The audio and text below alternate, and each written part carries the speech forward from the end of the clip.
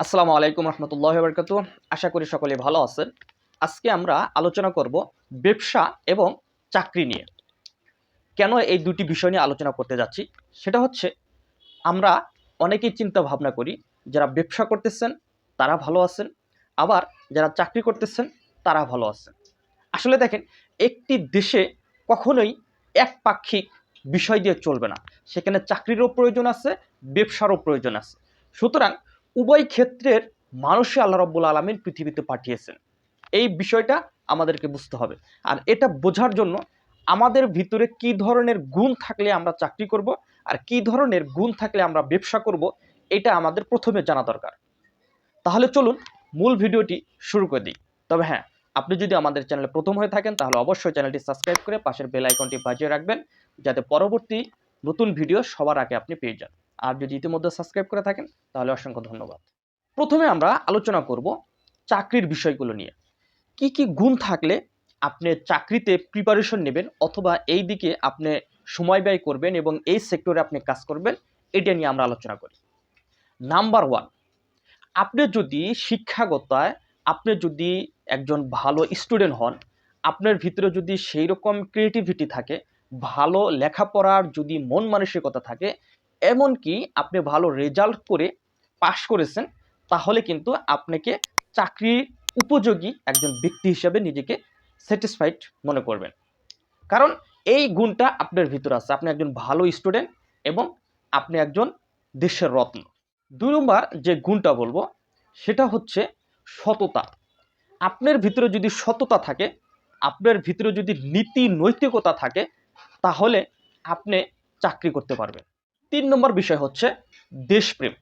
আপনার ভিতরে যদি দেশপ্রেম থাকে তাহলে কিন্তু খুবই গুরুত্বপূর্ণ হবে চাকরির সেক্টরে আসা। কেননা একটি দেশ কিন্তু পরিচালিত হয় মানুষের দ্বারাই, চাকরিজীবীদের দ্বারাই। আপনি সচিবালয় বলেন, বিভিন্ন প্রশাসনিক সেক্টর বলেন, সরকারি বেসরকারি যত প্রতিষ্ঠান বলেন, এখানে কিন্তু মানুষই নিয়ন্ত্রণ করে। আর কেউ না কেউ এখানে কিন্তু জব করে। সুতরাং আপনার ভিতরে যদি দেশপ্রেম থাকে তাহলে আপনি খুব সুন্দরভাবে দেশকে প্রেজেন্টেশন করতে পারবেন, আপনার জায়গা থেকে দেশকে ভালো কিছু সার্ভিস দিতে পারবেন। ৪ নম্বর বিষয় হচ্ছে সমাধানের দক্ষতা থাকা অথবা যোগ্যতা থাকা। আপনার ভিতরে যদি কোনো কঠিন বিষয়কে সমাধান করার ক্রিয়েটিভিটি থাকে, সমাধান করার যদি আপনার দক্ষতা থাকে, তাহলে এই বিষয়ে আপনাকে চাকরিতে আসা উচিত। কেননা সমাজের অনেক সমস্যা থাকবে, রাষ্ট্রের অনেক সমস্যা থাকবে, কোম্পানির বলেন, বিভিন্ন সংস্থার বলেন, অনেক সমস্যা থাকবে। এই সমস্যাগুলো সমাধান করার যদি আপনার দক্ষতা থাকে, যদি এই গুণটা আপনার ভিতরে থাকে, তাহলে চাকরি সেক্টরে আপনার আসা উচিত। ৫ম নম্বর এবং সর্বশেষ যেই গুণটা আপনার ভিতরে থাকলে অবশ্যই চাকরি করা উচিত, সেটা হচ্ছে মানুষকে বোঝা, মানুষের সমস্যা সমাধান করার যদি আপনার দক্ষতা থাকে, মানুষের সাথে সহজেই যদি আপনি মিশে যেতে পারেন, তাহলে চাকরি সেক্টরে আপনার আসা উচিত। কারণ চাকরিজীবীরা অধিকাংশ মানুষকে নিয়েই কাজ করে, অধিকাংশ তারা মানুষের সমস্যা সমাধানের জন্যই এগিয়ে আসে। যতগুলো সরকারি সেক্টর বলবেন, সমস্ত কিছু কিন্তু মানুষের জন্যই তৈরি করা। মানুষের কষ্ট দুঃখ, তাদের সমস্যা যদি সমাধান করার, বোঝার, তাদের সাথে আপনার সহজে মিশে যাওয়ার যদি স্কিলটা আপনার থাকে, সেই ন্যাচারালটা যদি আপনার ভিতরে থাকে, তাহলে এই চাকরি সেক্টরে আপনাকে আসা উচিত।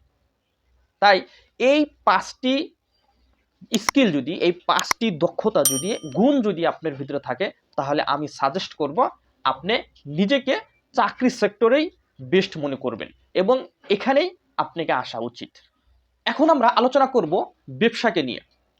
কি কি গুণ থাকলে আপনাকে ব্যবসায় আসা উচিত এবং কেন আপনাকে ব্যবসায় অনুপ্রাণিত করবে যদি আপনি এই ৫টি গুণ যদি আপনার ভিতরে থাকে। তাহলে চলুন আমরা সেই গুণগুলো জেনে নিই।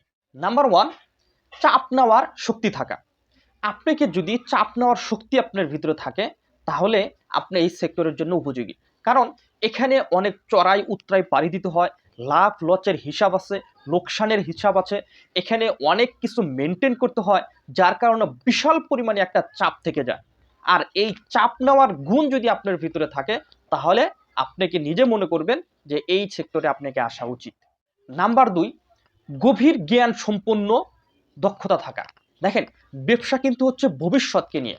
ভবিষ্যৎ মানে হচ্ছে আপনি আজকে যে প্রোডাক্টটা তৈরি করবেন অথবা যে সার্ভিসটা নিয়ে আপনি ময়দানে আসবেন, সেটার ভবিষ্যতের ভ্যালু কি হবে, সেটা বর্তমানে কিভাবে সার্ভিস করবেন, এই সমস্ত দক্ষতা যদি আপনার না থাকে, গভীর জ্ঞান যদি আপনার ভিতরে না থাকে, প্লাস হচ্ছে যেটাকে বলে দূরদৃষ্টি সম্পূর্ণ, আপনার যদি এই দূরদৃষ্টি সম্পূর্ণ না হন, তাহলে কখনোই ব্যবসায় আপনি সফলতা পাবেন না। আর এটা যদি আপনার ভিতরে থাকে, তাহলে অবশ্যই এই ব্যবসার জন্য আপনি উপযোগী। নাম্বার 3, এটা হচ্ছে খুবই ইম্পর্টেন্ট, আর এটার উপরে বেসিস করে আপনার ব্যবসা আপনি কন্টিনিউ করতে পারবেন কিনা, অথবা এটাতে আপনার আসা উচিত কিনা, আর সেটা হচ্ছে লিডারশিপ, নেতৃত্ব দেওয়া। দেখেন, একটা কোম্পানি বলেন অথবা একটা ব্যবসা সেক্টর বলেন, যেটাই বলেন না কেন, এখানে যদি আপনি লিডার না করতে পারেন, এটা যদি আপনি ম্যানেজমেন্টটা ঠিকভাবে চালাইতে না পারেন, তাহলে কখনোই আপনাকে এই জায়গায় আসা উচিত না। আপনি যদি একজন লিডার, ভালো লিডার হন, তাহলে আপনি ভালো কর্মী তৈরি করতে পারবেন, আর ভালো কর্মী তৈরি করতে পারলেই আপনার ব্যবসাটা আপনি চালাইতে পারবেন। তাই আমি বলবো, যদি আপনার ভিতরে লিডারত্বর গুণ থাকে, তাহলে এই সেক্টরে আসা উচিত। 4 নম্বর, ধৈর্য শক্তি।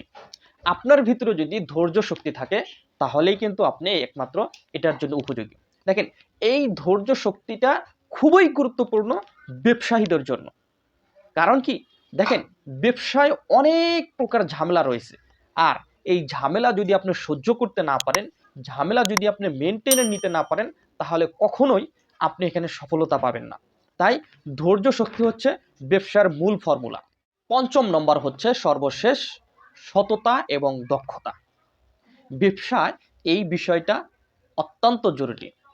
এটা আসলে সব সেক্টরেই জরুরি, যদিও আমি ব্যবসায় বলছি, চাকরিতেও বলছি যে সততা, এবং ব্যবসায় তার চাইতে বেশি হচ্ছে এখানে।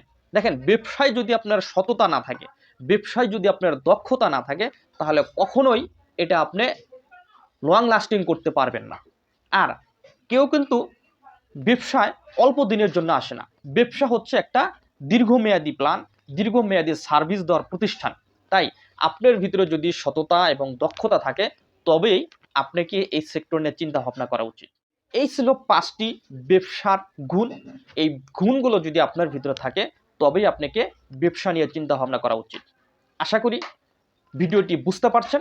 যদি ভিডিওটি ভালো লাগে থাকে, তাহলে অবশ্যই একটি লাইক দিবেন এবং শেয়ার করে সবার মাঝে ছড়িয়ে দেওয়ার চেষ্টা করবেন।